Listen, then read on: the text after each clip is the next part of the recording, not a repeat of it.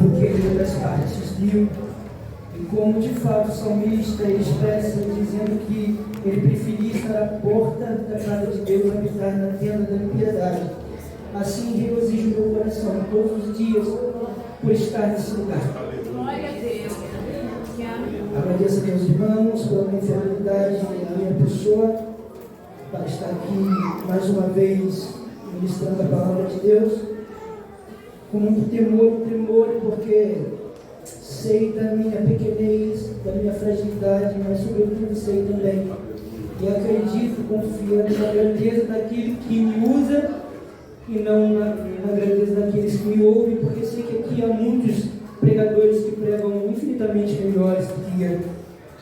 E assim, Gênesis capítulo de número 32, versículo de número 22, a Bíblia diz assim: E levantou-se aquela mesma noite e tomou as suas 2 mulheres e as suas 2 servas e os seus 11 filhos e passou o val de Jaboque e tomou-os, fez passar o ribeiro e fez passar tudo o que tinha. Jacó, porém, ficou só e lutou com ele um varão até que a alva subia. E vendo que não prevalecia contra ele, tocou a juntura da sua coxa e se deslocou a juntura da coxa de Jacó, lutando com ele. E disse: Deixa-me ir, porque já a alva subiu. Porém ele disse: Não te deixarei ir, se não me abençoares. E disse: Qual é o teu nome? E ele disse: Jacó. Então disse: Não se chamarás mais o teu nome Jacó, mas Israel, pois como príncipe lutaste com Deus e com os homens e prevaleceste. Amém? Podemos nos assentar. Amados e muito queridos irmãos, estamos diante da história que para mim ela é mais do que fantástica, ela é esplendorosa porque trata do processo de salvação, onde Deus trabalha na vida de um homem. Já Paulo ele escreve dizendo que todos nós com a cara descoberta refletamos com um espelho a glória do Senhor, para que de glória em glória nós viemos ser transformados na mesma imagem pelo Espírito do Senhor. E nós sabemos que dentro desse processo que é de glória em glória, em que nossa vida ela é transformada. E como é bom pensar na salvação, e como é bom pensar naquilo que Deus fez a nossa vida, ao que outrora não tínhamos a alegria que temos, não tínhamos a confiança, a certeza de que temos. Já Paulo em Efésios capítulo de número 2, ele vai dizer que Deus nos vivificou juntamente com Ele, e nos fez assentar nos lugares celestiais com Cristo Jesus, porque pela graça sois salvos, e nos ressuscitou juntamente com Ele, e nos fez assentar com Ele, porque pela graça sois salvos por meio da fé. E isso não vem de vós, é dom de Deus. E quando nós pensamos na grandeza da salvação, em que a Bíblia vai falar sobre o amor de Deus, assim como Romanos capítulo de número 5, versículo 8, vai dizer que Deus prova o seu amor para conosco, em que Cristo morreu por nós, sendo nós ainda pecadores. Aí a Bíblia diz logo: muito mais justificados pelo seu sangue, seremos por Ele salvos da ira, porque sendo nós inimigos de Deus, fomos reconciliados com o Pai pela morte do seu Filho, muito mais já reconciliados, seremos salvos pela sua vida. E que eu tenho certeza que quando você se lembra disso, que quando você pensa na obra que Deus fez na sua vida, que outrora você estava perdido, que outrora você estava desencaminhado, conforme o profeta Isaías, ele vai dizer no capítulo de número 59, vai dizer que esperávamos pela luz, e eis que havia trevas, e andávamos apalpando as paredes como cegos, como aqueles que não tinham olhos, andávamos, tropeçamos ao meio-dia, como nas trevas, e nos lugares escuros. A Bíblia até diz que nós procurávamos algo que nos pudéssemos apoiar, ou algo que pudéssemos nos guiar, mas estávamos escuro. Mas a Bíblia diz que Ele se manifestou, e a Bíblia garante que não foi nós que escolhemos a Ele, mas Ele escolheu a nós, e nos escolheu para que vamos e demos fruto, a fim de que tudo que pedis ao Pai em nome dEle nos seja concedido. A Bíblia está dizendo: olha, se eu não tivesse me manifestado com minha luz do novo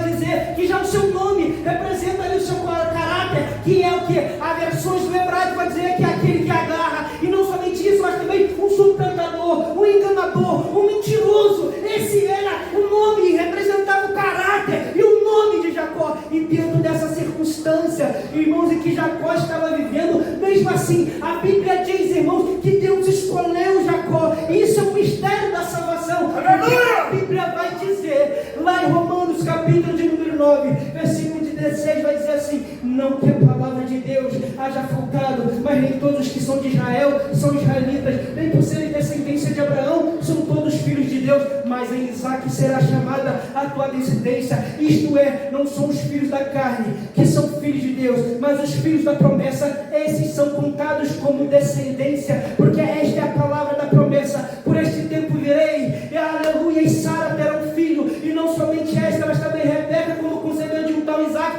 nosso pai, porque não tendo eles nem ainda nascido, ou feito o bem ou o mal, para que o propósito da eleição ficasse firme, não por causa das obras, mas por aquele que ele chama. Isso me chama a atenção. A Bíblia vai dizendo que Jacó, não tendo nem nascido ainda, Deus já preferia Jacó ao invés de Esaú, seu irmão. E a Bíblia vai dizer que Deus disse a ela: amei a Jacó e aborreci a Esaú. E mas por que isso acontece?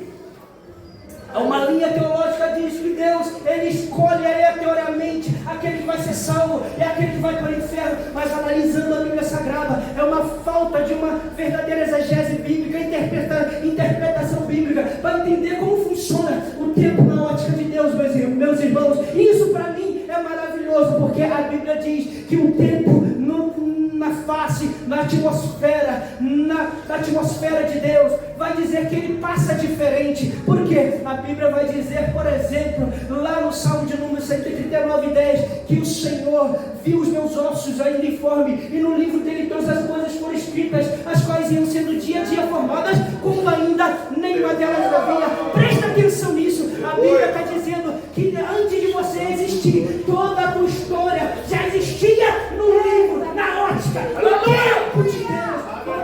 Eu começo a analisar que a Bíblia diz em Efésios, capítulo de 1, versículo de número 4, que Deus nos elegeu nele antes da fundação do mundo, para que fôssemos santos e irrepreensíveis diante dele em caridade, e nos predestinou para filhos de adoção em si mesmo, por Cristo Jesus. Olha isso, meus irmãos. A Bíblia está dizendo que Deus deu seu Filho para morrer por um mundo que ele nem tinha criado ainda. Sabe por quê, irmãos? Deixa eu te dizer uma coisa: o tempo na ótica de Deus passa de forma diferente. Assim como o Salmo de número 90 vai dizer: ó Senhor, tu tens sido nosso refúgio de geração em geração, ainda antes que o mundo existisse, ou que tu criasse os montes, de eternidade em eternidade, tu é Deus. Observe, irmãos, a Bíblia está dizendo que Deus não é eterno, ele é de eternidade em eternidade. A Bíblia está dizendo também, Isaías vai dizer que ele é Deus forte, conselheiro, príncipe da paz, Pai da eternidade. Ele não somente é de eternidade em eternidade, ele é Pai da eternidade, ele é antes da eternidade.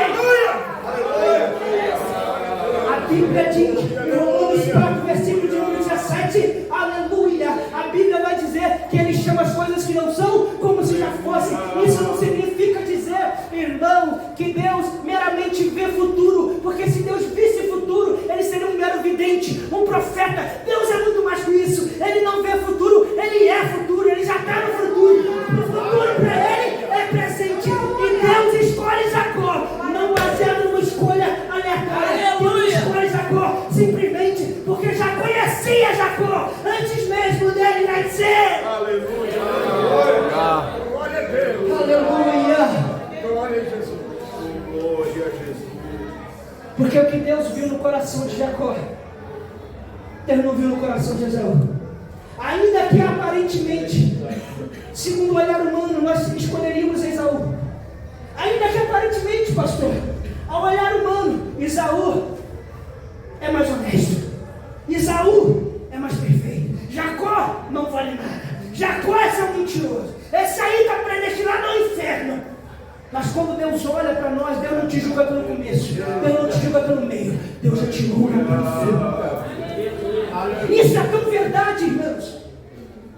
Porque a Bíblia vai dizer que naquele último dia, glória a Deus, muitos chegarão diante de Jesus e vão dizer: mas Senhor, em teu nome profetizamos, em teu nome expulsamos demônio, em teu nome fizemos maravilhas. Jesus vai dizer para ele: apartai-vos de mim, porque nunca te conheci. Isso me chama a atenção, irmãos.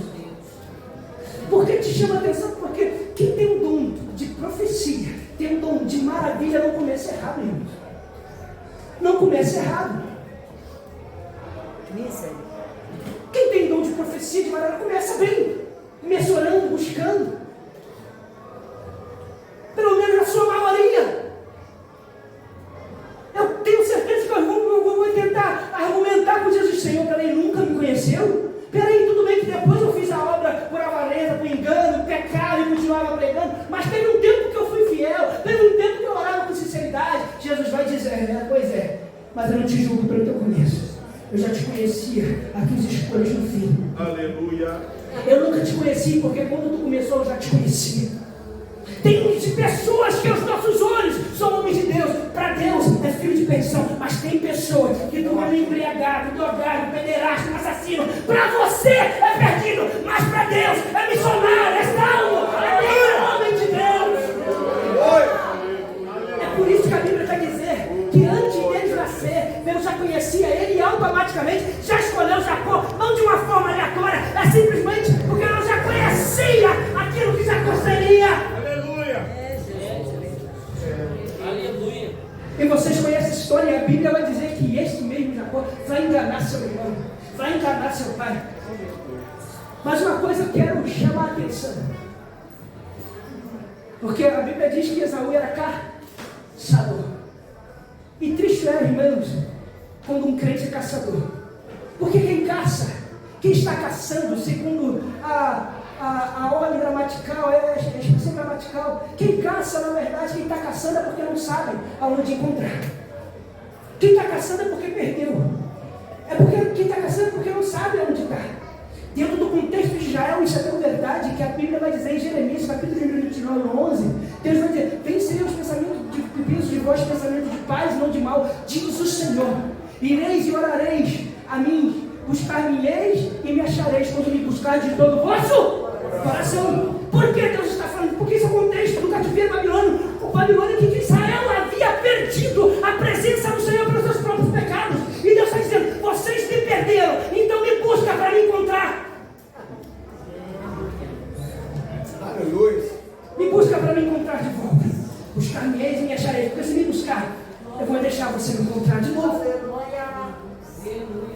Mas crente não é caçador, irmãos.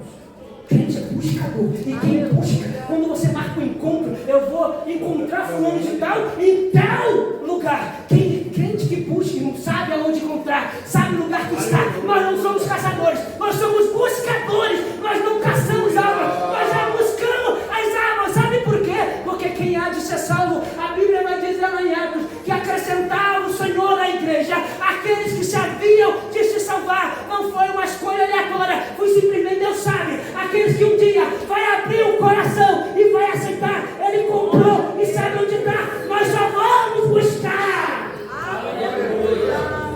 Nós sabemos aonde está a presença, nós sabemos aonde ela está e nós sabemos aonde encontrar. É por isso que você veio aqui nesta noite, porque sabe que dentro do teu coração a presença, e nesse lugar também há presença. Aleluia. Graças a Deus. Quem caça, a expressão gramatical fala caçar, é quem quer caçar um animal para matar. Tem muitas igrejas que são caçadoras, busca a caça a alma para matar. Mas essa igreja não, essa igreja não caça, essa igreja busca alma para continuar, para ampliar, para desenvolver, para restaurar, para glorificar, para entregar nas mãos daquele que vive e reina para todo sempre. Criai chão, terremoto que me monte, cabrai, calabrasoma, copofonda, calabrasaio, e que me anda, xarabandarabandaraia. Eu sinto a presença dele aqui. A Bíblia vai dizer que esse processo E depois de enganar os seus irmãos, seu irmão, ele sai da casa do seu pai. Isso aqui é interessante, porque a Bíblia vai dizer que ele vai parar num lugar chamado Betel. Eu sei que isso aqui é chover no melhor que você já ouviu. Porém, deixa eu te falar, Pedro ele vai dizer lá em 2 Pedro 2:7 que não deixarei de exortar-vos sempre acerca das mesmas coisas, ainda que venha sem paz, estás confirmado na presente verdade. Porque é necessário às vezes repetir as coisas. A Bíblia vai dizer que Jacó sai da casa do seu pai desanimado, triste. Está saindo do seu pai fugitivo da casa do seu pai, porque senão o seu irmão o mataria. Mas aí ele vai ter um encontro maravilhoso num lugar chamado Betel, que a tradução significa o quê? Casa de Deus. E mesmo diante de uma situação tão adversa como ele estava, a Bíblia vai dizer que ele pega uma pedra, põe na sua cabeceira e dorme. Quando a Bíblia diz que ele vai sonhar com uma escada cujo topo tocava no céu e começava e vinha até a terra. E que essa escada descia anjos. Eu sei, irmãos, que a única coisa que liga o céu com a terra é Jesus. E essa é isso que representava essa escada. Mas Jacó vai ver descer anjos, porque a única coisa que Israel conseguiu conhecer acerca de Deus, do céu, foi anjos. Porque nunca pôde ter um contato verdadeiro. A presença de Deus descia uma vez por ano, lá no tabernáculo, no Yom Kippur, no dia da expiação. Aquela nuvem abaixava, e o único sumo sacerdote podia lá chegar diante da presença, e o povo ficava de fora por causa dos seus próprios pecados. A Bíblia vai dizer, lá em Hebreus capítulo número 12, que nós não nos achegamos ao monte aceso em fogo, e na escuridão, e nas trevas, e na voz das palavras, as quais os que a ouviram pediram que não se lhe dissesse mais, irmãos. Está dizendo que se até um animal tocar no monte, seria morto. A Bíblia vai dizer que o povo não suportava, ouvia nem a voz de Deus de cima do monte, se afastava com medo de Deus, nunca pôde se achegar a Deus. A Bíblia vai dizer que no momento que ele vai dizer, eu não vou poder, mas eu vou mandar anjo, porque vocês podem ter anjo com pecado, o anjo pode até fazer um milagre com vocês, sendo vocês murmuradores, pecadores, mas para ter a minha presença tem que ter santidade. Aleluia. Quando o povo entrava naquele tabernáculo, quando o sacerdote entrava naquele tabernáculo, a Bíblia diz que havia uma última cortina ali, um manto ali de azul, cheio de figuras de querubins, porque era a única coisa que o povo podia conhecer do céu. Era o quê? Anjos, limitados pelos seus próprios pecados. Mas o que Deus estava anunciando para Jacó, essa escada aí representa aquilo que me sai a terra. Meu filho, hoje tu está vendo descer anjo, mas será o momento que virá ele, a sua obra, a sua redenção. E Deus diz, por essa escada não descerá anjo, descerá o meu Espírito a habitar, a capacitar a minha igreja. A Bíblia vai dizer que quando Jacó se levanta, irmãos, quando Jacó se levanta, ele vai dizer, olha, quão terrível esse lugar. A presença de Deus estava aqui, eu não sabia. Esse lugar não é onde, senão a casa de Deus. E eu descobri o mistério de estar na casa do Senhor. Ele estava cheio de problemas, irmãos, cheio de problemas, mas ele estava com a cabeça na rocha. Estava na casa de Deus e com a cabeça na rocha. E quem é a rocha? Já diz Pedro, 1 Pedro 2,4, vai dizer, achegai-vos a ele, a pedra viva, reprovada na verdade pelos homens, mas para Deus eleita e preciosa. Ela é Jesus, é a rocha. Então quando você estiver na casa de Deus, está cheio de problema, está cheio de dificuldade, mas está na casa de Deus e com a cabeça na rocha. Está na casa de Deus e com a cabeça na rocha. Quem está na casa de Deus e com a cabeça na rocha, pode sonhar, vai ter presença.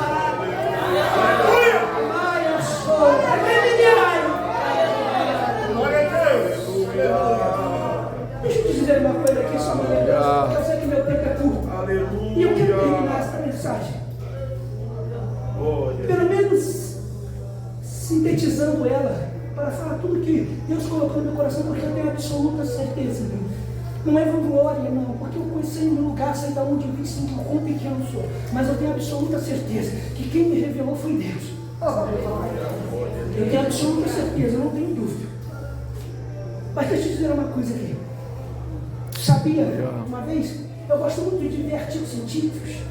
Eu gosto muito de estudar sobre astronomia, medicina, biologia, matemática. E eu sempre, durante 20 anos da minha vida, fui fundado entre a Bíblia e os estudos acerca da Terra, do mundo que Deus criou. E uma vez eu vi um artigo que saiu na Discovery Science. E ele dizia que um cientista britânico, ele declara a existência de Deus simplesmente pela mente humana. O que ele foi fazer? Ele pegou as maiores religiões aí mais conhecidas da Terra e botou sensores. Quando essas pessoas, por exemplo, quando o budista está concentrado num objeto sagrado, ele olha o objeto e existe um padrão do cérebro humano. Ele acende o lobo frontal, que é o seu lobo de consciência, de concentração. Existe logo aqui lá atrás, na parte superior do cérebro, sabe, no hospital, que é o teu lobo de percepção de ambiente. E os dois ficam acesos. Eu posso estar lendo, fazendo uma conta matemática, mas eu não perco o senso de onde eu estou, porque o meu lobo de concentração está aceso, mas o meu de percepção também. Eu sei aonde eu estou. Mesmo eu concentrado, eu sei quem está ao meu redor. E isso aconteceu com todas as religiões, com o cérebro de todas as pessoas devotas da religião. Só que quando ele foi fazer isso, num cristão devoto, orando, buscando, ele observou que o seu lobo frontal acendeu, mas o de percepção apagou. É como se só existisse aquele momento entre ele e alguém que a ciência nem conseguiu explicar por que o seu lobo de percepção de ambiente apagou. Porque quem está aqui, irmãos, sabe quem vem adorar. A mente está nele. E nada te desconcentra. É o momento entre ele e Deus.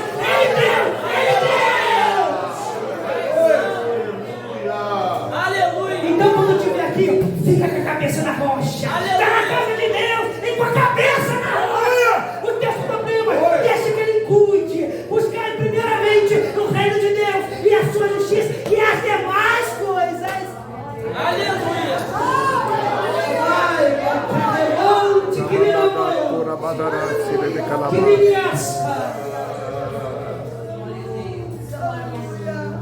Mas o processo da vida de Jacó, porque nesse momento ele está começando o processo de salvação na vida de Jacó. É o momento que ele encontra Deus, mesmo com todos os problemas, mesmo com todos os defeitos. E a Bíblia diz que ele vai lá para casa de Betuel. Betuel, se não me engano, né? Me ajude a pregar. E na casa lá de Betuel, lá de seu parente lá, a Bíblia diz que ele se apaixona por uma mulher. Raquel, né? Raquel se apaixona por Raquel. E a Bíblia diz que ele vai trabalhar 7 anos por uma mulher que ele ama. Só que depois de 7 anos, sabe o que ele faz? Betuel faz, não, tem a galera. Não, mas eu trabalhei 7 anos com Raquel. O problema é que Jacó, irmãos, queria quem? Raquel. Ele se apaixonou por quem? Por Raquel. Mas primeiro eu vou te dizer que Deus queria Léia. Porque se você estudar, você vai ver que de Léia, ou Lia, veio quem? Veio Judá. Veio quem? Levi. E Judá e Levi foram aqueles que proveram os reis, da qual aliás viria o Cristo. Levi viria o sacerdote para Deus, para a obra do templo, e Judá viria os reis, da qual, na tribo de Judá, viria aquele da qual viria o Cristo. Ou seja, ele queria Raquel, mas primeiro Deus queria Leia. Deus está dizendo para Raquel, para Jacó: Jacó, deixa eu dizer uma coisa. Eu sei que tu quer Raquel, mas deixa eu te ensinar uma coisa. Primeiro é o que eu quero, depois aquilo que você quer. Se fazer primeiro o que eu quero, eu posso entender. Se dou o que você quer, então entenda uma coisa, irmão. Na tua vida, eu sei que nós queremos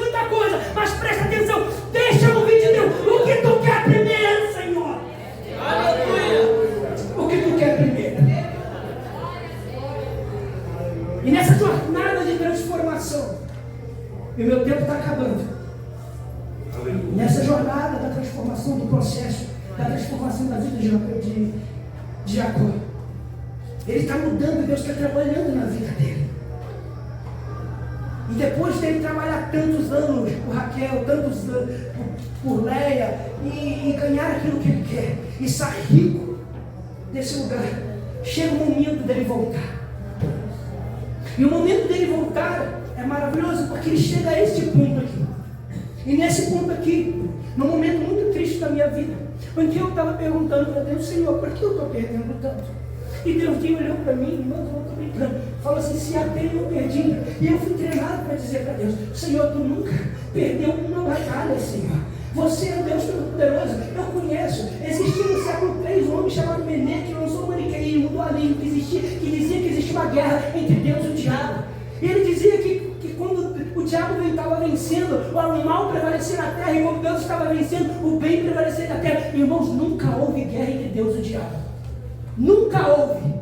Tem gente que diz que o diabo tentou tomar o trono de Deus. Irmão, tem que ler a Bíblia. Lá Isaías vai dizer acerca de Lúcifer, quando ele diz assim, né? Lúcifer é um termo genérico que não existe na Bíblia, né? Mas era um anjo lá de luz, lá no tempo antes de Deus o derrubar de lá. A Bíblia vai dizer: como caíste do céu, a estrela da manhã, filha da alva, tu que debilitavas as nações, tu dizia em seu coração: subirei ao mais alto do céu, e acima das estrelas de Deus exaltarei meu trono. A Bíblia não diz que Deus expulsa esse anjo de lá porque ele tentou tomar o trono. A Bíblia diz que Deus expulsa porque ele simplesmente desejou. Ele nunca teria coragem de levantar a espada contra Deus, até porque até Jesus na forma humana, os demônios se prostravam e diziam: aquele este filho de Davi, demônio, diabo, não tem coragem, irmãos, de levantar espada contra Deus. A Bíblia vai dizer, Apocalipse capítulo de 12, que houve batalha no céu. Miguel, o arcanjo e seus anjos batalharam contra o dragão, o diabo e seus anjos, mas não puderam prevalecer. O diabo até luta com o anjo, o diabo até luta contra a igreja, mas quando Deus se levanta, ele se prostra, ele se prostra e diz: aquele mestre não pode levantar espada contra Deus. Aleluia! Não pode. Vem soberano. E eu disse para Deus: Senhor, se nem o diabo é teu adversário, se nem o diabo, por mais força que tem, ele tem coragem de levantar uma espada, você diz: como é que o senhor pode perder uma batalha? E Deus disse para mim: irmãos, lê para mim Gênesis capítulo 32. Irmão, eu conheço Gênesis 32 de quase salteado, mas quando eu fui ler chorando, Deus falou: eu fui ler aqui, e a Bíblia diz que Jacó passa toda a sua família em volta do rio Jabok. Fica ele só com um varão. E o varão disse para ele: disse: olha, o negócio é: deixa eu ir embora, porque a água subiu. Não te deixarei ir, disse Jacó, se tu não me abençoares. Aí o varão disse para ele: qual é o teu nome? Aí Jacó, com sinceridade, um raro momento da vida de Jacó, ser sincero: meu nome é verdade, e meu nome é Jacó.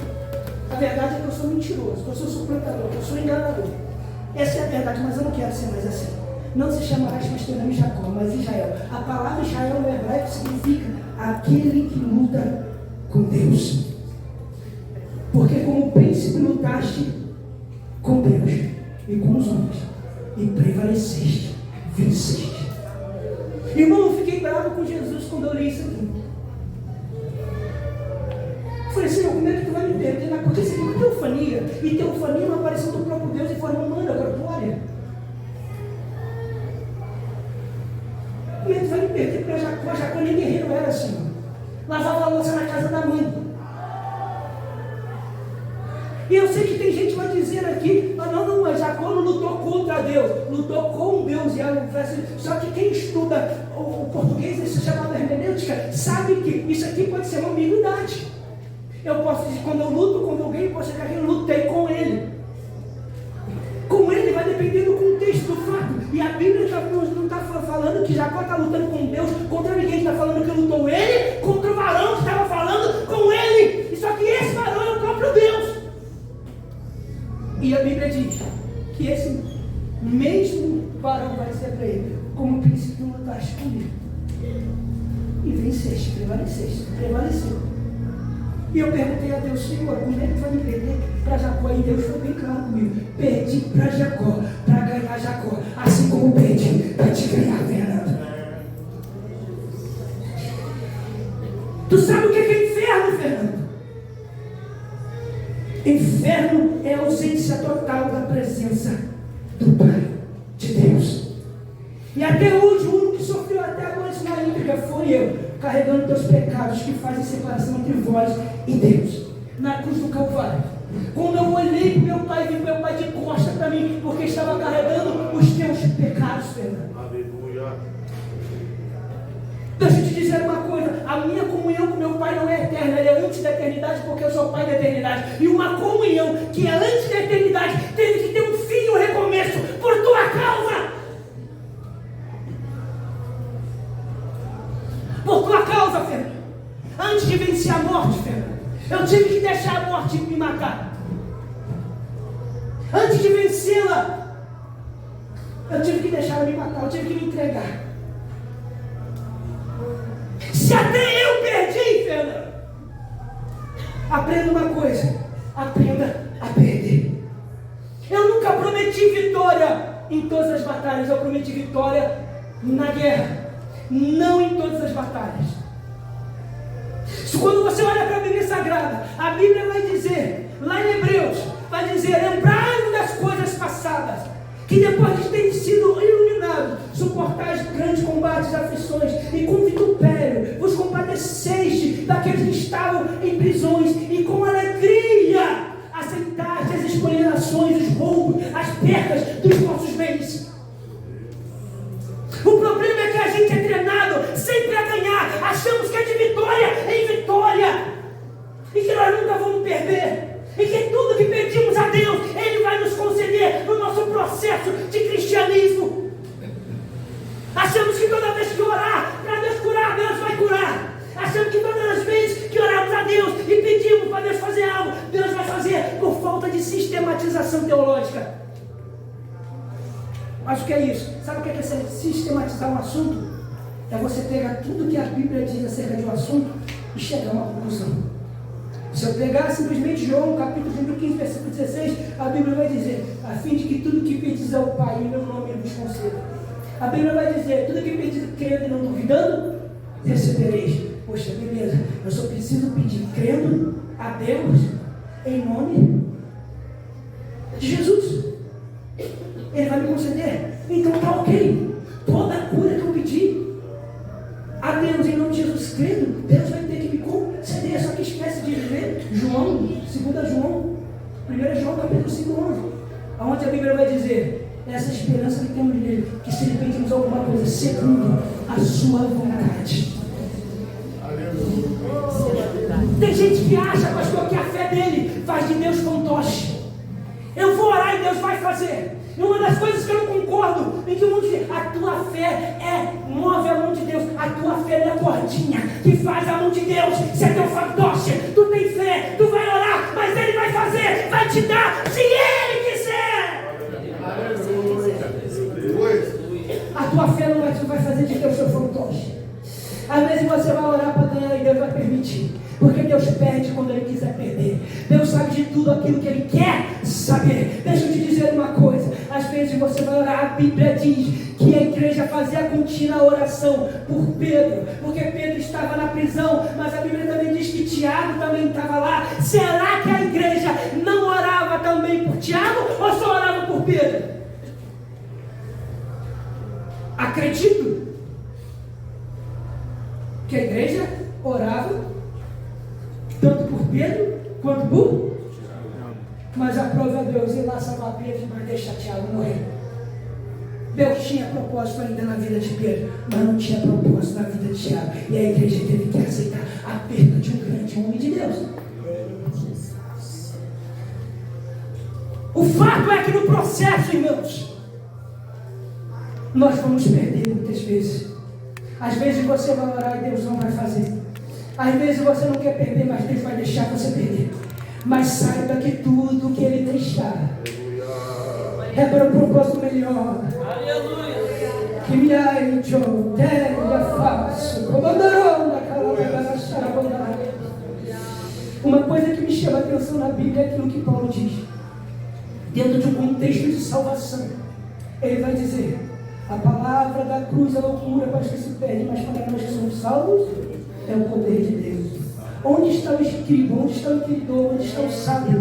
Porventura não tornou Deus louca a sabedoria deste mundo? E como os homens não conheceram a Deus pela sabedoria de Deus, aprove a Ele a salvar os homens pela loucura da pregação. E a Bíblia diz, porque a fraqueza de Deus é mais forte do que o homem. E às vezes, quando eu me deparei com esse versículo, eu perguntei, a fraqueza de Deus é mais forte do que o homem. Mas como será? Aqui é a fraqueza de Deus. Como será? Se não há ninguém que o vença. Mas eu descobri que a Bíblia diz que um coração quebrantado e contrito, Ele não despreza. Ele não resiste. Às vezes a coisa, porque a soberania de Deus é tremenda, ele perde a batalha que Ele quiser perder. E tem a fraqueza que Ele quiser ter. E Ele escolheu. Quando o homem tiver o coração quebrantado e contrito, não resistir a isso. Aí eu descobri porque Jacó venceu. Qual é o teu nome? Sim. Eu sou suplantador, sou enganador, sou mentiroso. Mas aí, eu não quero mais ser assim. Aí, Jacó, aí eu vou perder para você. Porque isso aí eu não resisto. Um coração arrependido, quebrantado, contrito, eu não resisto isso aí não, Jacó. Aí eu vou deixar você ganhar. Aí você pode me vencer. Qual é o teu nome, Jacó? Não se chamarás mais teu nome. Ou seja, qual é o teu nome, Jacó? Não se chamarás mais teu nome, Jacó. E coisa boa é, meus irmãos, quando nós temos um nome diante de Deus. Aleluia. Tem gente que luta por um sobrenome. A Bíblia vai dizer em Isaías capítulo 45, acerca de Ciro. Assim diz o Senhor a Ciro, meu ungido, a qual tomo pela mão para bater os reis diante da sua face. Eu irei diante de ti, endireitarei caminhos tortos, quebrarei portas de bronze, despedaçarei ferrolhos de ferro, te darei riqueza na escuridade, tesouros escondidos, e por amor de Jacó, meu servo, Israel, meu eleito, chamei-te pelo teu nome e te pus um sobrenome. Deus mudou o nome de Ciro? Não. Deu um sobrenome para ele. Só que sobrenome, irmãos, é status. A grande família rica da terra é conhecida pelo seu sobrenome. Porque nome qualquer um pode ter, mas sobrenome te identifica.